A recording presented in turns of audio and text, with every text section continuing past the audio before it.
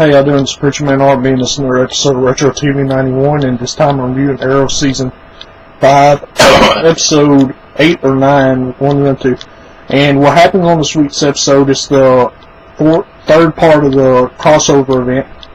And what's happening is Oliver and all of them from that originated on Arrow is Oliver, Ray Palmer, Sarah,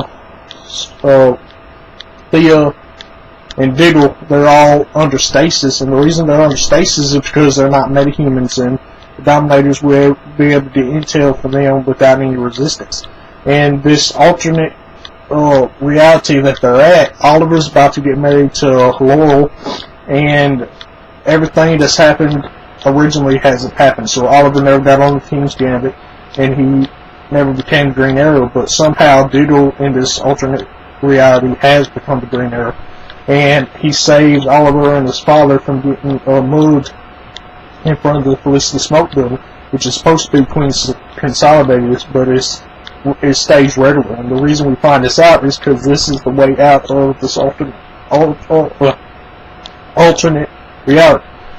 So they don't figure this out to the end of the episode, but what keeps happening is they get flashes of their real life. So Oliver's starting to freak out, and he's supposed to go to his rehearsal dinner, but he goes and he finds John Diggle and them because he gets flashes of where the Arrow cave is. So he's able to break in and get into there, and Felicity comes and tells them and starts shouting they got an intruder, and then John Diggle comes as Green Arrow and starts attacking Oliver.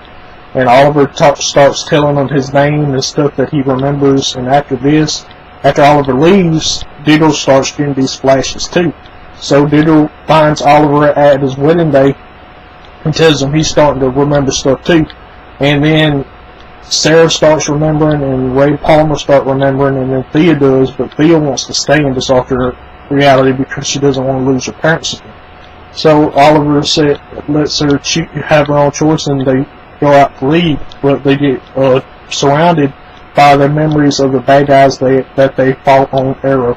So Michael Merlin, the Black Archer, Slade Wilson, Deathstroke, Damien Dark, and Damien Dark's